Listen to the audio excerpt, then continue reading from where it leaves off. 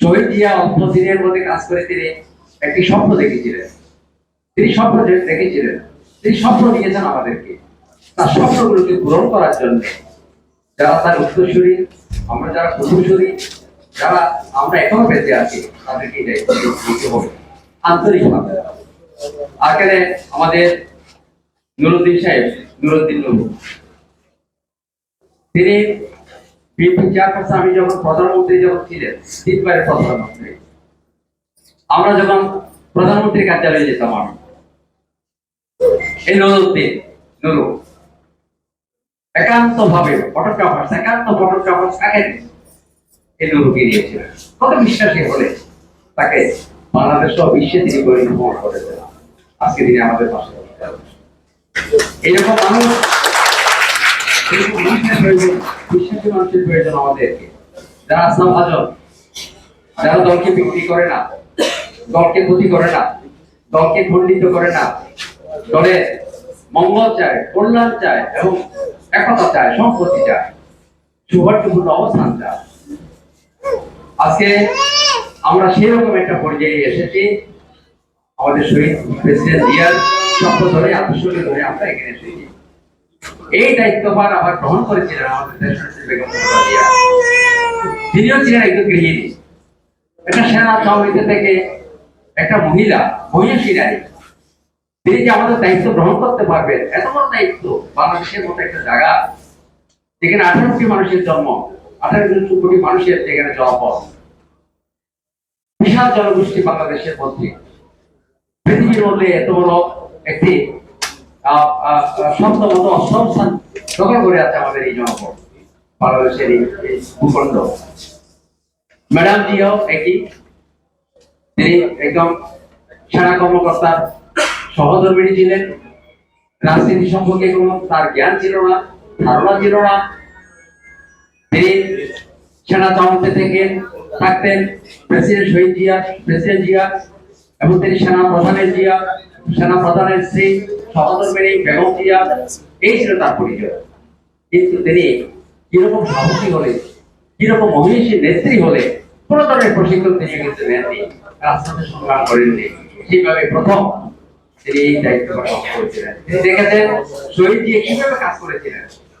শহীদ জিয়াকে দেখেছেন তিনি প্রত্যক্ষভাবে, যেহেতু তার স্বামী প্রেসিডেন্ট শহীদ জিয়া, তিনি দেখেছেন প্রত্যক্ষ এবং পরোক্ষভাবে তাকে অনুভব করেছেন, উপলব্ধি করেছেন, এবং তার আদর্শকে ধারণ করে তিনি পরবর্তীতে এই বাংলাদেশের দায়িত্ব, শহীদ জিয়ার দায়িত্ব, জাতীয়তাবাদী দল বিএনপির দায়িত্ব তিনি গ্রহণ করেছিলেন আত্মনির্ভর।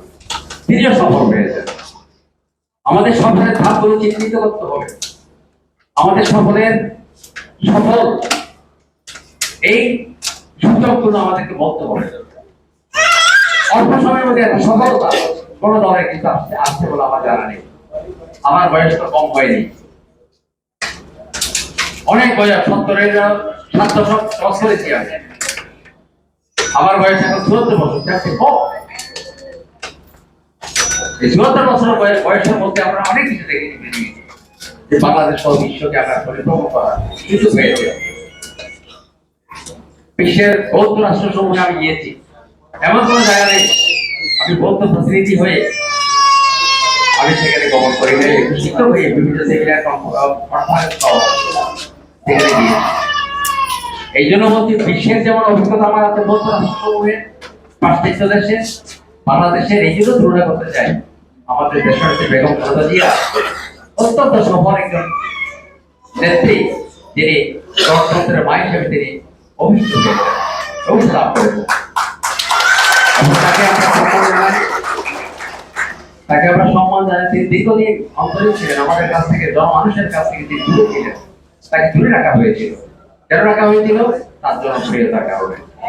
তাকে দেখলে মানুষের মধ্যে উত্তেজনা সৃষ্টি হয়, তাকে দেখলে মানুষের মধ্যে দ্রোহ সৃষ্টি হয়, তাকে দেখলে মানুষের মধ্যে জাগরণ সৃষ্টি হয়, তাকে দেখলে মানুষের মধ্যে সাহস সৃষ্টি হয়, তাকে দেখার সঙ্গে সঙ্গে মানুষের মধ্যে স্পৃহা সৃষ্টি হয়, তাকে দেখার সঙ্গে সঙ্গে মানুষের মধ্যে দেশ সৃষ্টি হয়,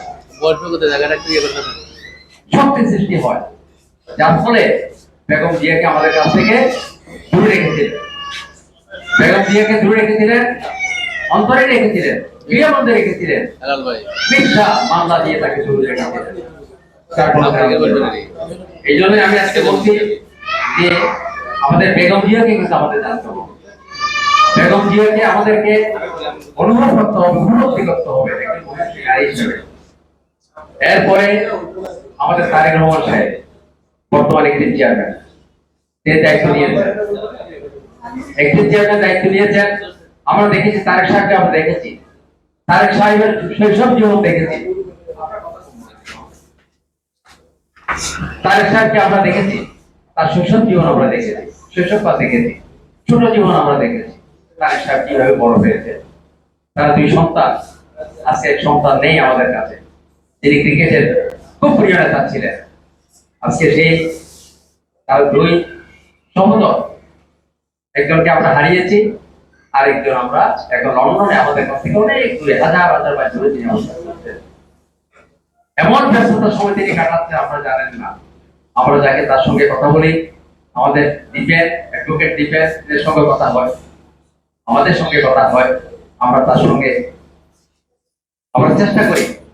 অনেক সময় তিনি আমাদেরকে সময় দিতে পারেন না, আমার মতো একজন শিক্ষককে তিনি সময় দিতে পারেন না।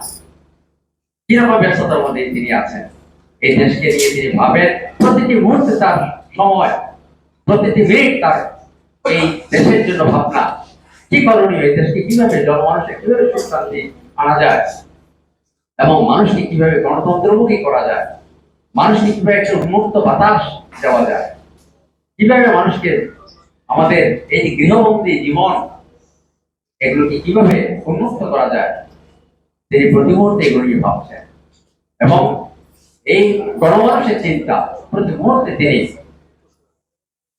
এইগুলো নিয়ে তিনি কাজ করছেন। আমি সেই একটি চেয়ারম্যান, আমাদের ভারপ্রাপ্ত চেয়ারম্যান, তাকে আন্তরিকভাবে অভিনন্দন জানাই। আমরা এখান থেকে আজকের এই প্রেস ক্লাব থেকে বিশেষ করে যে সাংস্কৃতিক সংগঠন রিসার্চের পক্ষ থেকে তাকে আমরা অভিবাদন জানাই, শুভেচ্ছা জানাই, অভিবাদন জানাই।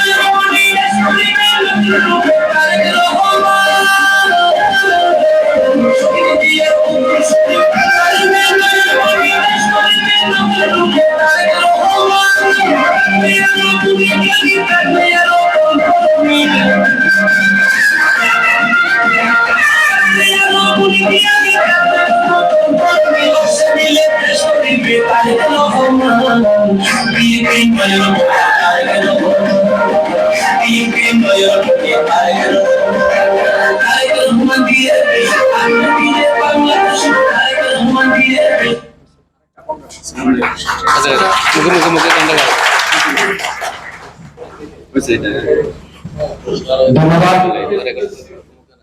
আজকের এই আলোচনা সভার এ পর্যায়ে গুরুত্বপূর্ণ বক্তব্য রাখবেন আজকের এই আলোচনা সভার প্রধান অতিথি, জনমন্ডিত নেতা, ঢাকা